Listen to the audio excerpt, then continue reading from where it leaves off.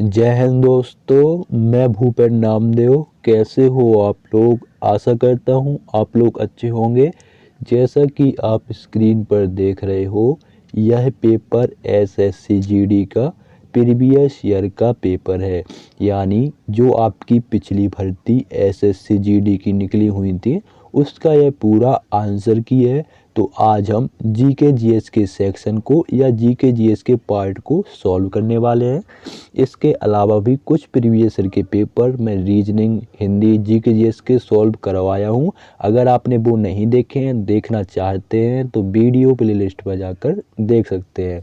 ये आप देख लीजिए, आपका section part B, general knowledge and general awareness. चलिए दोस्तों, वीडियो स्टार्ट करते हैं बिना किसी देरी के। और एक चीज़ और मैं आपको बताना चाहूँगा, आपका एसएससी जीडी का सभी को पता है कि आपका एग्ज़ाम डेट आ चुका है। तो मैं कहना चाहूँगा दोस्त, ज़्यादा टाइम नहीं बचा है। जितना हो सके आप अभी से प्रैक्टिस में लग जाइए, अभी से आप तैयारी में लग जाइए। और अपना एक टारगेट सेट कीजिए कि एक महीने में पूरा सिलेबस, चाहे वो जीके जीएस का हो, खासकर आपका हिंदी का और रीजनिंग का और मैथ का, इन तीनों सब्जेक्ट का पूरा सिलेबस एक महीने के अंदर ख़त्म कर दीजिए। ज़्यादा बड़ा सिलेबस नहीं है, आसानी से एक महीने का टारगेट रखिए। बाकी फिर जो आपका महीना एक डेढ़ महीना बचेगा, 2 महीना, उसमें आप अच्छे से प्रैक्टिस कर लीजिएगा, ठीक है। और इस साल वैकेंसी अच्छी खासी आने वाली हैं, 50,000 प्लस आएगी, तो निश्चिंत रहिए। तो पहला प्रश्न है आपका, जब निर्यात आयात से अधिक होता है तो इसे देश की स्थिति के रूप में जाना जाता है। तो किसके रूप में जाना जाता है? तो दोस्तों, इसको व्यापार अधिशेष के रूप में जाना जाता है। तो ऑप्शन 2 आपका बिल्कुल सही होगा। यह प्रश्न आपका इकोनॉमी से था, ठीक है। तो इकोनॉमी से आपका खास करके पंचवर्षीय योजनाएं हो गई, ठीक है।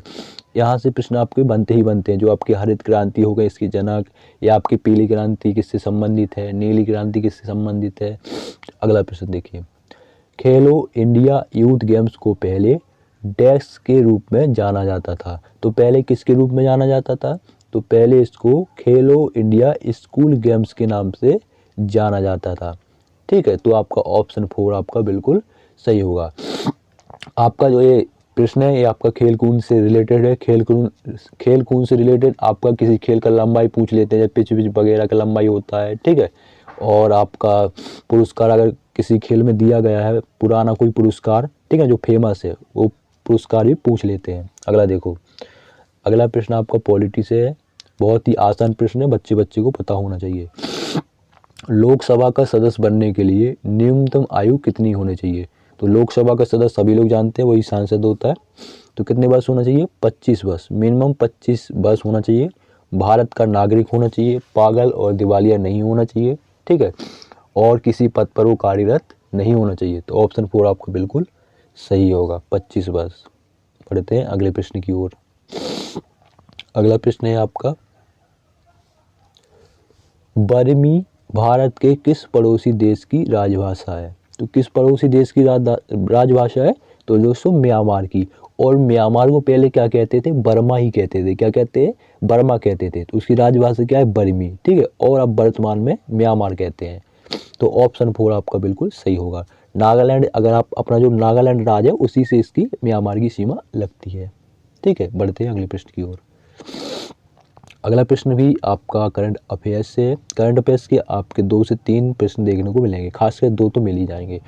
अगला प्रश्न देखिए, अप्रैल 2022 में दिल्ली के नए मुख्य सचिव के रूप में किसे नामित किया गया था? तो कौन है वो जिसको नामित किया गया दिल्ली के नए मुख्य सचिव? तो वो है दोस्तों आपका नरेश कुमार। कौन है? नरेश कुमार। तो ऑप्शन 1 आपका बिल्कुल सही होगा। अगला प्रश्न देखिए, भारत में शरद का मौसम निम्नलिखित में से किस महीने के अंतराल के अंतर्गत आता है? तो दोस्तों, शरद का मौसम यानी सर्दी का मौसम आपका अक्टूबर से नवंबर, जो कि अभी चल रहा है ना, वही आपका अक्टूबर से नवंबर। और इसी समय आपकी रबी की फसलें बोई जाती हैं, ठीक है। रबी की फसल जो होती है, उनका बोने का समय क्या होता है? अक्टूबर से नवंबर के टाइम में, ठीक है। जैसे कि आपका गेहूँ हो गया, ठीक है, और आपका मटर हो गया, चना हो गया, यही सब। तो ये आपकी रबी की फसल है। ये भी प्रश्न पूछा जाता है। अगला देखिए, अगला है, विश्व रूपम फिल्म के लिए सर्वश्रेष्ठ कोरियोग्राफी का राष्ट्रीय फिल्म पुरस्कार डैश को दिया गया। तो किसको दिया गया? तो दोस्तों वो है आपके पंडित बिरजू महाराज। किसको दिया गया? पंडित बिरजू महाराज को दिया गया। ठीक है, तो ऑप्शन 4 आपका बिल्कुल सही होगा। बढ़ते हैं अगले प्रश्न की ओर। और पंडित बिरजू महाराज ये आपके उत्तर प्रदेश से हैं। अगला देखो, किसी भी क्षेत्र का दाब एवं पवन तंत्र किस पर निर्भर करता है? तो किस पर निर्भर करता है? तो दोस्तों वो उस स्थान का अक्षांश और ऊंचाई पर निर्भर करता है। किस पर? उस स्थान का अक्षांश और उसकी ऊंचाई पर निर्भर करता है। तो ऑप्शन 1 आपका ये बिल्कुल सही होगा।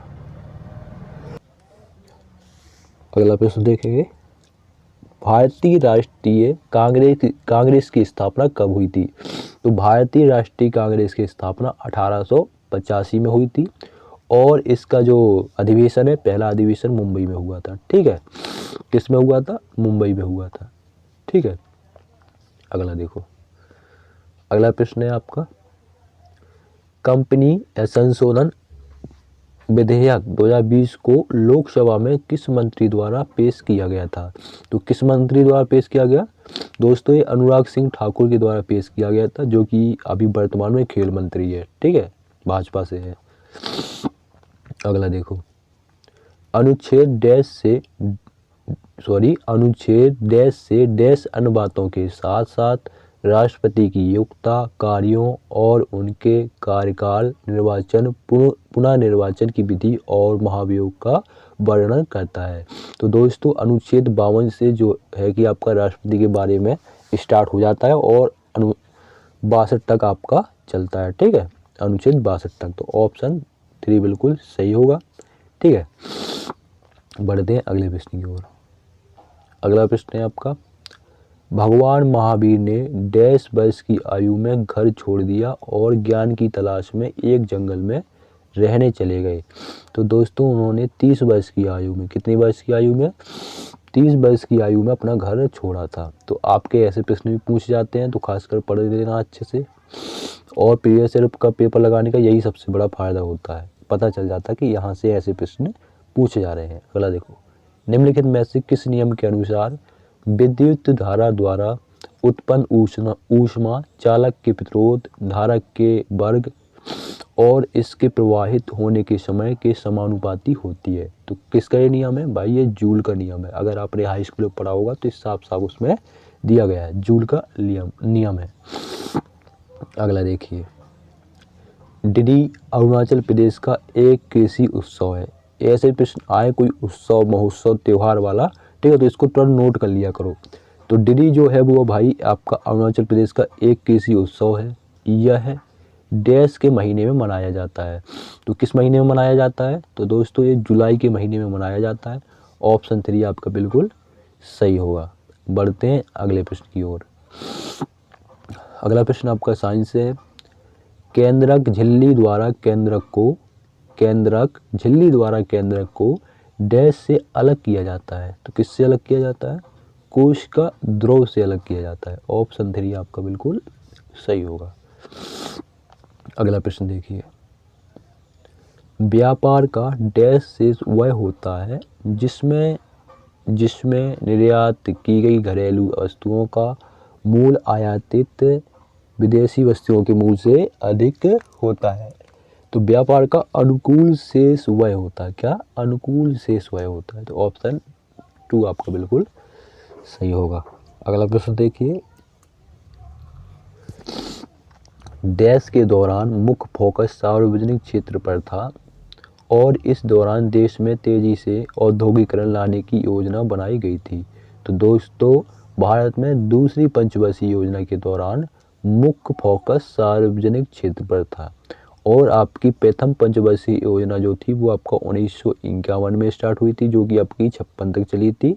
ठीक है, और 1956 से आपकी दूसरी पंचवर्षीय योजना चली थी। ठीक है, जिसमें आपका सार्वजनिक क्षेत्र पर फोकस किया गया था और आपका ये 1956 से 1961 तक चली थी। अगला देखो, निम्नलिखित राजनीतिक नेताओं में से कौन जून 2022 में पंजाब के संगरूर निर्वाचन क्षेत्र से संसद सदस्य बने। तो कौन है वो है दोस्तों आपके सिमरनजीत सिंह मान। कौन है?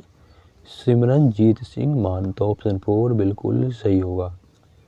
अगला प्रश्न देखेंगे।